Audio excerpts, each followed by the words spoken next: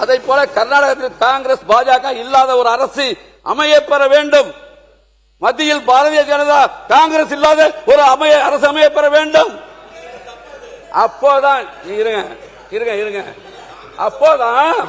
அப்போதான் இந்த ரெண்டு அரசாங்கமா உட்காருங்க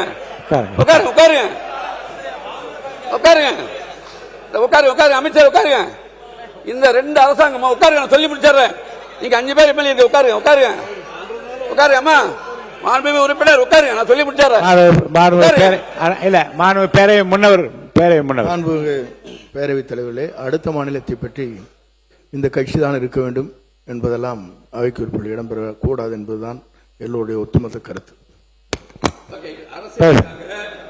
கர்நாடக அரசியலுக்காக அங்க இருக்கிற டி.கே. சிவகுமார் ஒரு சொட்டு தண்ணீர் கூட தமிழ்நாடு தரமாட்டாங்க. இப்ப மேகதாது கட்டணம்னு வச்சுங்க. இப்ப கபினியிலிருந்து வரக்கூடிய எக்ஸஸ் வாட்டர் கடந்த ஒரு மாதமா நமக்கு 10,000, 15,000, 20,000, 30,000, நேற்றுக்கு 8,000 கனடி தண்ணீர் கபினியிலிருந்து நமக்கு வருது மேட்டூருக்கு. இந்த மேகதாது அணை கட்டினா நம்முடைய மரியாதைக்குரிய சகோதரி சொன்னாங்க, சௌமியா பாட்டாளி கட்சியுடைய தலைவர், தருமபுரியிலிருந்து 4 கிலோமீட்டர், நம்ம தமிழ்நாட்டிலிருந்து 4 கிலோமீட்டர் சொல்லி இந்த மேகதாது அணை கட்டப்பட்டால் இந்த 10 நாட்களாக வந்த உபரி நீர் தடுக்கப்படும். அங்கே ஒரு சொட்டு தண்ணீர் கூட தமிழ்நாட்டுக்கு வராது. எங்களுடைய டெல்டா பாலைவனமாகும். ஒரு காலத்தில் இலங்கையிலிருந்து அகதியர் வந்ததை போல எங்களுடைய டெல்டா பகுதி விவசாய தொழிலாளர்கள் பாதிக்கப்படுவார்கள், வேதனையோடு சொல்கிறோம். இதை அப்படியே தடுத்து நிறுத்த வேண்டிய பொறுப்பு நம்முடைய முதலமைச்சருக்கு அனைத்து தகுதி இருக்கு. இன்னைக்கு தான் 100 நாள் தான் நம்முடைய முதலமைச்சர் பதவியேற்று 10/5/2026 பதவியேற்றாங்க. நம்ம சட்டமன்ற உறுப்பினர்கள் 11ஆம் தேதி பதவியேற்றோம். 100 நாள் தான் ஆகுது. 100 நாட்களுக்குள்ள பல்வேறு திட்டங்களை கொண்டு வந்திருக்கிற நீங்கள் நம்முடைய நாட்டின் நிதிநிலையை சரி செய்து 90 நாள் 3 மாசம் 90 நாள் சரி சாரி உறுப்பினர்கள சாரி மறந்து வச்சுங்க.